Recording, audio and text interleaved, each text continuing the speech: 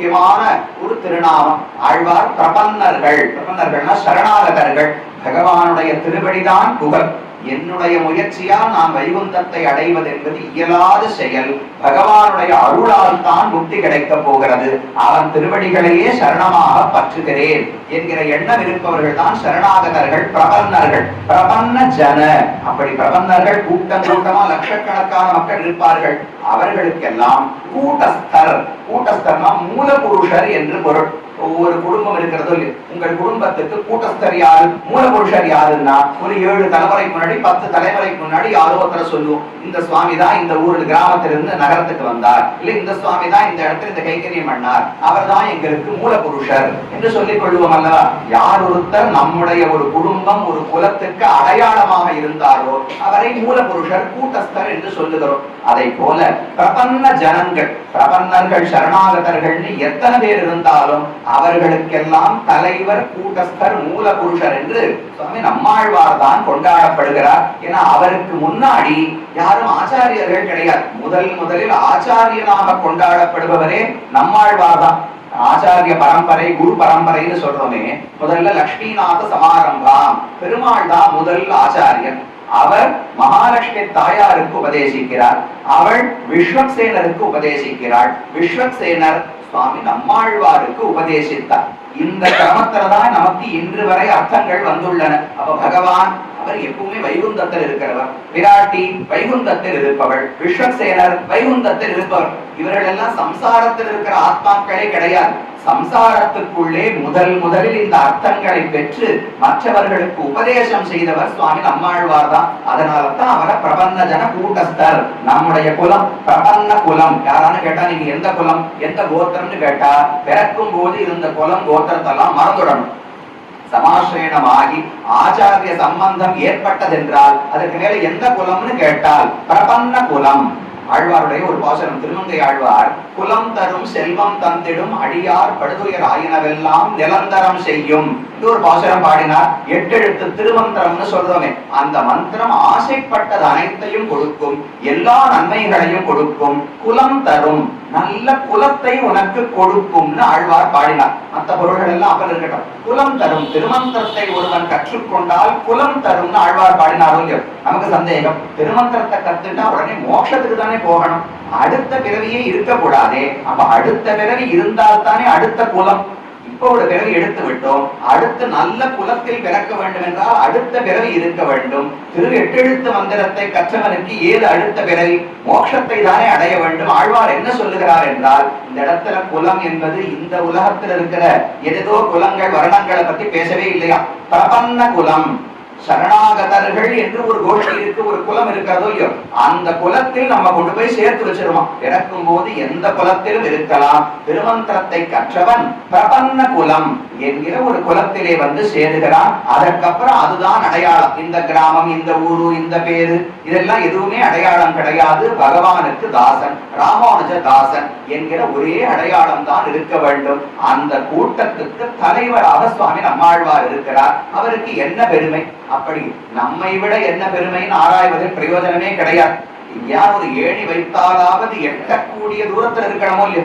ஒப்பிட்டு பார்க்கணும்னா ஒரு அடியனுடைய அளவு அறிவு என்ன, ஞானம் என்னன்னு சொல்லணும்னா, அடியன் வசிஷ்டர் அளவுக்கு படிச்சது கிடையாது அப்படின்னு ஒரு வார்த்தை சொல்றேன்னு சொல்றேன், நீங்க எல்லாம் சிரிச்சிருவீங்க. இவருக்கு வசிஷ்டருக்கு என்ன சம்பந்தம்? அவர் எவ்வளவு ஞானியாக இருந்தார், இவர் எதுவுமே படிச்சது கிடையாது. வார்த்தை சொல்லுவதற்காவது ஒரு சம்ஸ்நான பிராப்தின்னு சொல்லும்போது ஒரு அருகாமையாவது இருக்க வேண்டும். வசிஷ்டருக்கு நமக்கும் ஏணி வைத்தால் கூட எட்டாது. அப்ப ஆழ்வாருக்கு பெருமை என்ன என்று சொல்ல வேண்டும் என்றால், நம்மை ஒப்பிட்டு பெருமை சொல்வதில் பிரயோஜனமே கிடையாது. பல மடங்கு உயர்ந்தவர். அப்ப மற்ற ஆழ்வார்களுக்குள்ள நம்மாழ்வாருக்கு என்ன சிறப்பு? ஆழ்வார்களே பொதுவாக உயர்ந்தவர்கள் என்றால் அவர்களுக்குள் தலைவர் இவர்தான். வேதத்தை நேரடியாக தமிழாக்கி கொடுத்தார் என்று கொண்டாடப்படுகிறார். மொத்தம் 12 ஆழ்வார்கள் பிறந்தார்கள். அதில் ஆண்டாள் மதுரகவி ஆழ்வார் ஒருவரும் இருக்கட்டும், மிச்ச 10 ஆழ்வார்கள் இருக்கிறார்களோ இல்லையோ, அவர்களுக்குள்ளே தலைவர் நம்மாழ்வார் 4 பிரபந்தங்களை பாடினார். திருவிருத்தம், திருவாசிரியம், பெரிய திருவந்தாதி, திருவாய்மொழி என்று 4 பிரபந்தங்கள். சம்ஸ்கிருதத்துல 4 வேதம் தெரியுமோ? ரிக்கு, யஜுசு, சாமம், அதர்வணம் என்று 4 வேதங்கள். அதுக்கு அப்படியே சமமாக திருவிருத்தம், திருவாசிரியம், பெரிய திருவந்தாதி, திருவாய்மொழி என்று 4 பிரபந்தங்கள். திருவிருத்தம் 100 பாசுரங்கள், திருவாசிரியம் 7 பாசுரங்கள், பெரிய திருவந்தாதி 87 பாசுரங்கள், திருவாய்மொழி 1102 பாசுரங்கள். 4 பிரபந்தங்களை 4 வேதங்களுக்கு சமமாக பாடினார். அதனால்தான் தமிழ் மறை, மாறன் பணித்த தமிழ் மறை என்று கொண்டாடுகிறோம். அப்ப வேதத்துக்கு சமமாக நம்மாழ்வார் பாடினார். வேதத்துக்கு சில உபாங்கங்கள், அங்கங்கள் என்று வேறு சில நூல்கள் உண்டு. வேதத்தினுடைய பொருளை புரிந்து கொள்ள வேண்டும் என்றால் இந்த காலத்தில் இருக்கோம், 4வது வகுப்பு 5வது வகுப்பு படிக்கிறோம். அதுல தமிழ் செய்யுள் பகுதி எல்லாம் வருது. உடனே அதுக்குன்னு பள்ளிக்கூடத்துல ஒரு புத்தகம் கொடுப்பா, தமிழ் புத்தகம் கொடுப்பா, ஆங்கில புத்தகம் கொடுப்பா. அதை படிச்சு பார்த்தா புரியலன்னு சொல்றேன். உடனே என்ன பண்ணுவோம், கடைக்கு ஓடி போய் இதுக்கு ஒரு உரை நூல்னு ஒண்ணு இருக்கும், அதை வாங்கினாத்தான் எல்லாரும் சம்ஸ்கிருதம் இன்னைக்கு தேர்ச்சி பெறுவதே. ஒருத்தர் மூல புத்தகத்தை பள்ளிக்கூடத்துல கொடுத்த புத்தகத்தை படிக்கிறதே கிடையாது.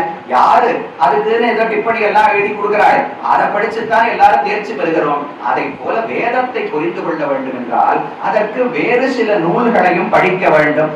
அதை போலத்தான் ஆழ்வாருடைய பாசுரங்கள். ஆழ்வார்னு சொன்னா நம்மாழ்வார் பொதுவாகவே பொது சொற்களை பயன்படுத்தும் பொழுது ஒரு சில இடத்துல மட்டும் குறிப்பிட்ட அர்த்தத்துல வரும். கோயில் அப்படின்னு சொல்றோமோ, கோயில் என்கிற சொல் எங்கும் இருக்கும் கோவில்களை எல்லாம் குறிக்காது. திருவரங்கம், ஸ்ரீரங்கத்தை தான் கோயில் கோயில் என்று குறிப்பார்கள். கோயிலுக்கு சென்று வருகிறேன்னு சொன்னா வண்டி ஏறி ஸ்ரீரங்கத்துக்கு போறேன்னு அர்த்தம், பக்கத்துல இருக்கிற கோயிலுக்கு போகிறேன்னு அர்த்தம் கிடையாது. ஸ்ரீ ஜெயந்தி சொல்றோமோ, மற்ற யாருடைய அவதாரத்தை சொல்ல வேண்டும் என்றாலும் ராம ஜெயந்தி, வராக ஜெயந்தி, நரசிம்ம ஜெயந்தின்னு சொல்றோம். பகவான் கண்ணனுக்கு மட்டும் ஸ்ரீ ஜெயந்தி, எந்த அடைமொழியும் தேவை கிடையாது. ஜெயந்தின்னு சொன்னாலே கண்ணனுடைய பிறந்த நாள் தான். அதை போல ஆழ்வார் என்று பொதுவாக சொன்னாலும் அது சுவாமி நம்மாழ்வாரைத்தான் குறிக்கும். அப்ப அத்தனை ஆழ்வார்களுக்குள்ள இவருக்கு இருக்கக்கூடிய சிறப்பு, இவர்தான் அங்கியான பாசுரங்கள், புரிய வேதத்துக்கு சமமான பாசுரங்கள் நூல்களை நம்மாழ்வார் பாடினார். வேதத்தை புரிந்து கொள்வதற்கு சில நூல்கள் இருக்கின்றனவே, அதற்கு சமமான நூல்களைத்தான் மற்ற எல்லா ஆழ்வார்களும் சேர்ந்து பாடினார்கள். அதனால வேதத்தையே தமிழாக்கினபடியாலே நம்மாழ்வாருக்கு ஏற்றம் என்று சொல்லப்படுகிறது. அவர் வைகாசி மாசம் விசாக நட்சத்திரத்திலே அவதரித்தார். 4 பிரபந்தங்களை பாடினார். அவருடைய பெருமையை அழகான பாசுரத்தை வைத்துக் கொண்டு தெரிந்து கொள்ளலாம். கம்பர், கம்பநாட்டாழ்வான்னு கொண்டாடுகிறோம். ஸ்ரீ ராமாவதாரம் என்று ஒரு நூல், ராமாயணத்தை தமிழிலே தமிழ் பாசுரங்களாக பாடினார். அதை அரங்கேற்றம் செய்வதற்காக திருவரங்கத்துக்கு போனார். அதுதான் கம்பர் அரங்கேற்ற மண்டபம் என்று இன்றும் உள்ளது. வடக்கு வாசல் வழியாக நுழைந்தோம் என்றால் தாயார் சன்னதிக்கு முன்னால கம்பர் அரங்கேற்ற மண்டபம் என்று மண்டபம் இருக்கிறது. அங்கிருந்து அரங்கேற்றம் எல்லாம் பண்ணினார். பகவானுடைய அருளை பெற வேண்டும், அவரை தரிசிப்பதற்காக பெரிய பெருமாள் நம்பெருமானை சேவிப்பதற்கு கம்பர் செல்லுகிறார். போன உடனே அவருக்கு என்ன தீர்த்தம், பிரசாதம், அபயஹஸ்தம் என்னென்ன மரியாதை செலுத்த வேண்டுமோ அனைத்தையும் பகவான் கொடுத்து விட்டு, அப்ப அர்ச்சகர் மூலமாக பகவான் நம்பெருமாள் அவரிடத்துல கேள்வி கேட்கிறார். இவ்வளவு பெரிய ராமாவதாரம், ராமகதையை பாடினீரே, நம் சடகோபனை பாடிலையோ? என் சடகோபன் நம்மாழ்வார், அவரை பத்தி நீ ஒரு பாட்டு கூட பாடலையா? ராமரை இவ்வளவு பெருசாக பாடியிருக்கிறீரே, 100கணக்கான 1000கணக்கான பாசுரங்களில் சடகோபனான என் பக்தனை பற்றி நீ பாடவே இல்லையா என்று பகவான் கேட்டாராம். ரொம்ப வருத்தப்பட்டார் கம்பர். ஐயோ, சடகோபன் காட்டின ராமனை நான் பாடினேன், கற்பாரி ராமபிரானை எல்லால் மற்றும் கற்பரோ இது நம்மாழ்வாருடைய பாசுரம். ராமன் தான் தெய்வம், அறிய வேண்டும் என்றால் அவனைத்தான் அறிந்து கொள்ள வேண்டும் என்று நம்மாழ்வார் பாடினார். அந்த ராமனை பற்றி பல பாசுரங்கள் பாடினேனே தவிர அவரை பாடின நம்மாழ்வாரை பாடாமல் விட்டுவிட்டேன் என்று கம்பர் வருத்தப்பட்டு 100 பாசுரங்கள், சடகோபர் அந்தாதி என்று 100 பாசுரங்கள் கொண்ட ஒரு தமிழ் பிரபந்தத்தை பாடினார். இன்னைக்கு ஆழ்வார் திருநிலையில் அதை வாசிக்கக்கூடிய வழக்கம் உண்டு. ஆழ்வாருக்கு முன்னால சடகோபர் அந்தாதி பாடுகிறார்கள். அதுல முதல்ல ஒரு பாசுரத்தை தெரிவிக்கிறார். தேவிற் சிறந்த திருமாற்கு தக்க தெய்வ கவிஞன், பாவிற் சிறந்த திருவாய்மொழி பகர் பண்டிதனே, நாவிற் சிறந்த மாறத்து தக்க நன்னாவலவன், பூவிற் சிறந்த ஆழ்வான் கம்பநாட்டு புலமையனே இது ஒரு பாசுரத்தை தெரிவிக்கிறார். அழகான அர்த்தம். தேவில் சிறந்த திருமால், எல்லா தெய்வங்களுக்குள்ளும் சிறந்த தெய்வம் யார்? இந்திரன், சந்திரன், குபேரன், வருணன், பிரம்மா, சிவன், விஷ்ணு, எத்தனையோ தெய்வங்கள் சொல்றோம். தேவர்களுக்குள்ள சிறந்தவர் யார்னு கேட்டால் தேவி சிறந்த திருமால், ஸ்ரீயப்பதியான சர்வேஸ்வரன் தான், பகவான் தான் முழுவதற் கடவுள். எப்படி தெரிஞ்சுக்கலாம்? திருமால் பெயர்லேயே அதுக்கான அடையாளத்தை வைத்து விட்டார். மகாலட்சுமி தாயாருக்கு யார் கணவனோ அவர்தான் முழுவதற் கடவுளா இருக்க முடியும். இப்பேற்பட்ட உலகத்தையே ஒருவன் ஆள வேண்டும் என்றால் வேறு மகாலட்சுமி சம்பந்தம் இல்லாமல் ஒரு நாளும் அவர் தெய்வமாக இருக்க முடியாது. திருவில்லா தேவரை தேரேன் மின் தேவு என்று திருவிழியாழ்வாருடைய பாசனம். மார்பை பார்க்கணுமா, எல்லா தெய்வங்களையும் இப்படி வரிசையா நிற்க வச்சு யார் முழுமுதற் கடவுள்னு இப்ப நாம தேர்ச்சி பண்ண போகிறோம். எப்படி தேர்ச்சி பண்ணணும்? தலையை பார்க்கணுமா, கழுத்தை பார்க்கணுமா, கையை பார்க்கணுமா, திருவடியை பார்க்கணுமா, எதையும் பார்க்க கூடாதான். எல்லா தெய்வத்தினுடைய மார்பையும் பார்த்துட்டே போகணுமா. எந்த மார்பில் பிராட்டியினுடைய 2 தருவடிகள் பதிந்த சின்னம் இருக்கிறதோ, அடையாளம் இருக்கிறதோ, அவர்தான் முழுமுதற் கடவுள் என்று வேதாந்தம் முடிவு பண்றதாம். வேதாந்தா தத்துவ சிந்தாம் முரவி துரசி எத் பாத சின்னை தரந்தி என்று பராசர பட்டர் என்கிற ஆச்சாரியன் பாடுகிறார். ஸ்ரீயப்பதி திருமகள் கேள்வன், யார் மகாலட்சுமி தாயாருக்கு கணவனோ அவன்தான் முழுமுதற் கடவுள் என்று சித்தாந்தம். அதனால்தான் தேவிற் சிறந்த திருமால், அந்த திருமாலுக்கு தக்க தெய்வ கவிஞன், அவருக்கு தகுந்தபடி பாசுரம் பாட வேண்டுமே. பகவானுடைய பெருமையை அளவுபடுத்தி சொல்லவே முடியாது. எத்தனை ஆண்டுகள் எத்தனை பேர் பாடினாலும் இதுதான் அவருடைய பெருமை என்று சொல்லி முடிக்கவே முடியாது. அப்பேற்பட்ட பெருமானை பாடுவதற்கு தகுதி உடையவரான ஒரு கவிஞன் வேணுமே. எல்லாரும் இன்னைக்கு பாசுரங்களை பாடுகிறோம். அவரவர்களுக்கு கொஞ்சம் சம்ஸ்கிருத ஞானம், தமிழ் ஞானம் இருந்தா பாசுரம் பாடிடலாம். சிறந்த கவிஞன், பகவானுடைய பெருமையை சொல்லுவதற்கு தகுந்த கவிஞன் யார் என்றால் பாவிற் சிறந்த திருவாய்மொழி பகர் பண்டிதனே என்று கம்பர் தெரிவிக்கிறார். பாவிற் சிறந்த திருவாய்மொழி, எல்லா பாசுரங்களுக்குள்ளும் மிக உயர்ந்தது திருவாய்மொழி என்கிற திவ்ய பிரபந்தம் தான். அந்த திவ்ய பிரபந்தத்தை பாடின சடகோவன் மாறன் என்கிற ஆழ்வார் இருக்காரே, அவர்தான் மிகச்சிறந்த புலவர். பகவானுடைய பெருமையை பாடுவதற்கு தகுந்த ஒரு கவிஞர் வேண்டும் என்றால் அது சுவாமி நம்மாழ்வார் தான் என்று கம்பர் தெரிவித்தார். அதோடு நிற்கல, நம்மாழ்வாரை மட்டும் கொண்டாடினா போருமா, கூட தன்னையும் சேர்த்து கொண்டாடி கொள்ளுகிறார். தேவிற் சிறந்த திருமார்க்கத்தக்க தெய்வ கவிஞன், பாவிற் சிறந்த திருவாய்மொழி பகர் பண்டிதனே.